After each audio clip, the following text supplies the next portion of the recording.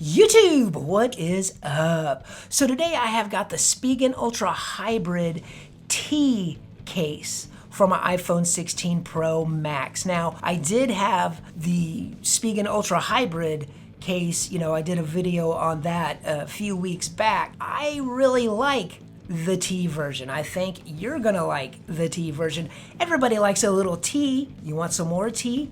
Sub to my channel and get a little T on these accessories and Apple products and all that goodness. And oh yeah, hit that like button too. So what do you say? Let's get into it. It is pretty much like the regular Ultra Hybrid, except for the sides on the T version is more of a harder TPU, a see-through, where this was just, a regular, just black rubber TPU squishy case. The camera control. The regular Ultra Hybrid had the cutout for the camera control, and the T version, a separate actual button, a capacitive button. It's got a couple of different layers on it, some silicone on the button on the bottom, printed circuit board with a little piece of glass over the top. Now it does have, it's all around protection, and you've got a little bit of Spigen branding right here, and you do have the open buttons. So let's go ahead and weigh this case and see what it weighs. Got the T version, the Ultra Hybrid here from Spigen. What does it weigh? 41 grams. For a case is not too terribly bad, but let's see what it was compared to just the regular Ultra Hybrid of 40 grams. So getting the T for an extra fancy some tea? Gram of weight, yeah, that's what I would do.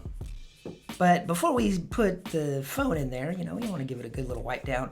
The back of it, though, is like that frosted back, so it doesn't really collect any type of fingerprints or anything like that. So I've got the titanium black here, slapping it on nice and snug, and there we go.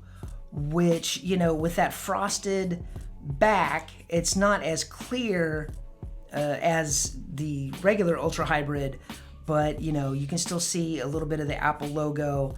It looks really nice. I think it fits well with the titanium black. Now going around the phone, of course you've got your buttons and you have your precise cutouts here.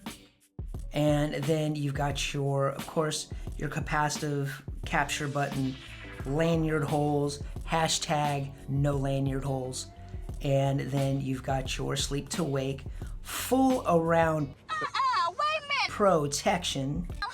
And as far as ease of taking off, it takes a little bit, but not too much, to pop it off of there, and then you go and you pop it back in and it fits in nice and secure. So how about that back tap? We get any back tap here? Back tap works good. Now, as far as the feel in the hand, it feels good. It feels like the regular Ultra Hybrid. Nice curved edges, nothing cutting into your fingers or to your palm of your hand or anything like that. It does have some little footies here on the end. I mean, you get some of the wobble out down here, but camera bump wobble, you've got to raise that thing 6 feet. So how about those buttons? How responsive are these buttons? The volume button up and down are good. Sleep to wake, action button, all works fine. They got a little click. Not too bad. But it is, you do get the click, and it is, tactile, so it is satisfying. So let's go ahead and look at the screen protection.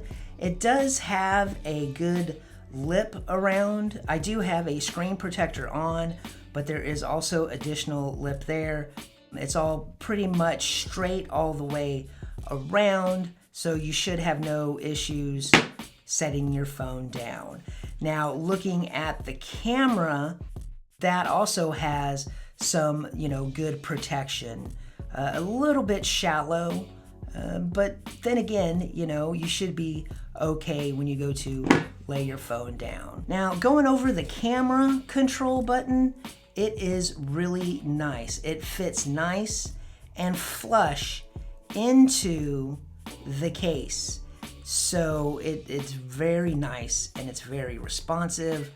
There's no issues when using it. Capacitive button that Spigen has on this case ranks right up there with the capacitive button for, you know, the Apple silicone cases. But now third parties, they're catching up. Now, if you are interested in the Spigen Ultra-Hybrid case, the T version, which is what I got here, I'm gonna leave links down in the description if you wanna go ahead and check that out. And let's check the fit around the phone.